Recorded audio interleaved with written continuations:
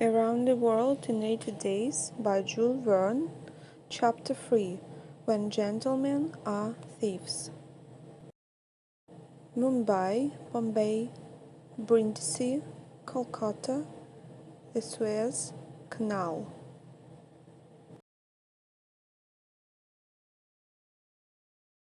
Inspector Fix was one of the detectives investigating the robbery at the Bank of England. In his years as a detective, he knew only one thing for certain. All the biggest criminals looked like respectable gentlemen. The money, the quick departure.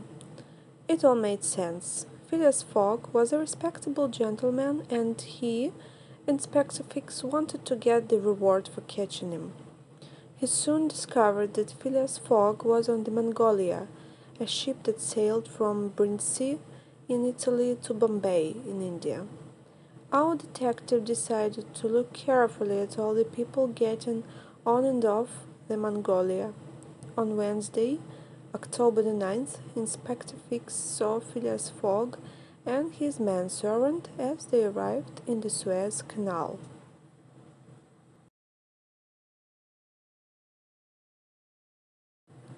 "So there's our thief," he whispered.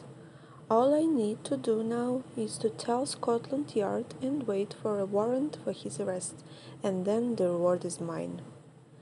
Fix decided to speak to Fogg's manservant. "Egypt is a beautiful country," began the inspector. "Yeah, that's true, but we are traveling so quickly," replied Passepartout.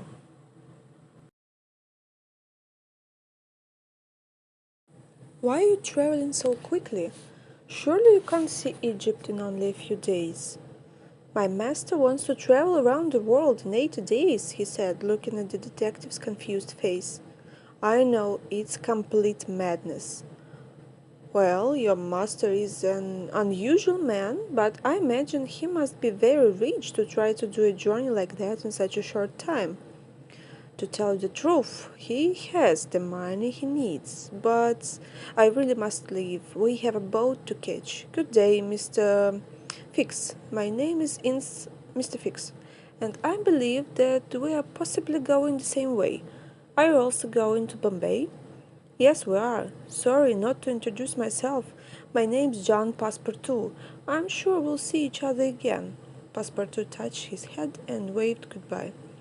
His conversation with Passepartout made Inspector Fix feel even more certain that Phileas Fogg was the thief. "I must stop him," he thought. "But how?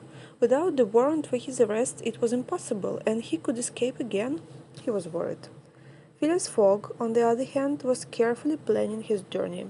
He kept detailed notes on the date, the length of each part of the journey, the time, and the places they stopped in. On the 10th of October, the ship left Suez for the next stop, Bombay. The sea was rough, but Phileas Fogg was not worried and soon found people on the ship to play cards with. On the 20th of October, they arrived in Bombay. Phileas Fogg and his manservant left the ship and went to the station to catch the train to Calcutta. On their way there, Passepartout began to think about his master's bet.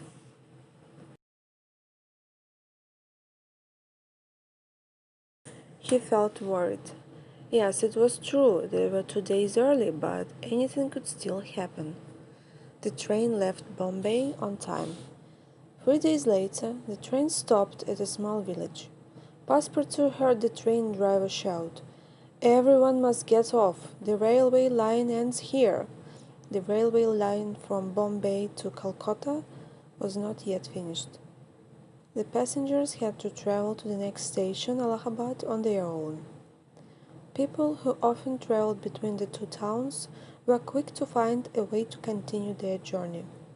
Among the different types of transport, there were little carts pulled by cows and ponies, and rickshaws pulled by bicycles or the men from the village. Passepartout was worried about how to get to the next station, but Phileas Fogg immediately found a man with an elephant, and after a short discussion, the man sold him the elephant for a very high price, and the two travelers were soon on their way to the next station with a guide and the elephant called Kioni. At about 9 o'clock that night, our adventurers came to a big forest of palm trees where they had to stop to let Kioni rest and eat the leaves from the trees. For a few days, they slept in huts in the middle of the jungle.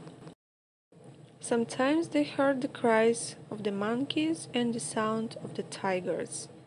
Their journey was going well until the elephant suddenly stopped.